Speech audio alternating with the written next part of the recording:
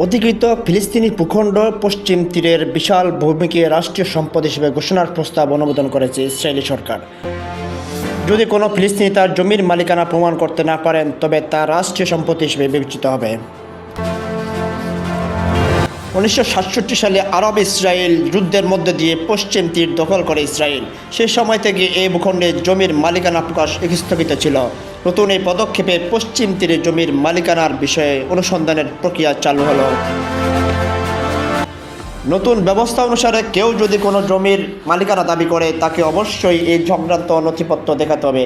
কিন্তু কয়েক দশকের দখলদারিত্বের মধ্যে ফিলিস্তিনিদের হাতে যথাযথ নথিপত্র থাকার ঘটনা খুবই বিরল। এছাড়া নতুন করে নথিপত্র তোলার প্রক্রিয়াও জটিল। এর ফলে হাজার হাজার ফিলিস্তিনি তাদের ভূমি হারাতে পারেন। ফিলিস্তিনি প্রেসিডেন্টের দপ্তর থেকে ইসরায়েলের এই পদক্ষেপের নিন্দা জানিয়ে বলা হয়, এটি গুরুতর উস্কানি ও আন্তর্জাতিক আইনের নগ্ন লঙ্ঘন। এই পদক্ষেপের মূলত পশ্চিম তীরকে ইসরায়েলের সঙ্গে কার্যকরভাবে একীভূত করার কৌশল। ইসরায়েলের এই পদক্ষেপের নিন্দা জানিয়েছে ফিলিস্তিনি স্বাধীনতাকামী সংগঠন হামাস। সংগঠনটির এক বিবৃতিতে বলা হয়, অধিকৃত পশ্চিম তীরের ভূমিকে রাষ্ট্রীয় সম্পত্তি হিসেবে ঘোষণার মাধ্যমে ইসরায়েল এই ভূখণ্ডের জমি চুরি ও তা ইহুদিকরণের প্রচেষ্টা চালাচ্ছে। অবৈধ দখলদার শক্তির এই সিদ্ধান্তের কোনো বৈধতা ও কার্যকারিতা নেই।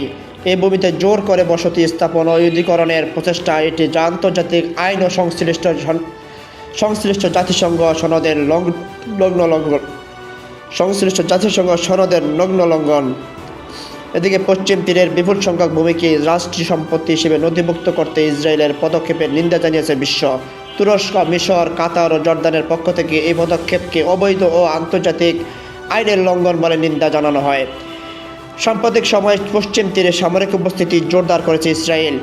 গাজায় আগ্রাসনের সঙ্গে সঙ্গে পশ্চিম তীরের ফিলিস্তিনিদের লক্ষ্য করে নিয়মিত হামলা চালিয়েছে ইসরায়েলি সেনারা।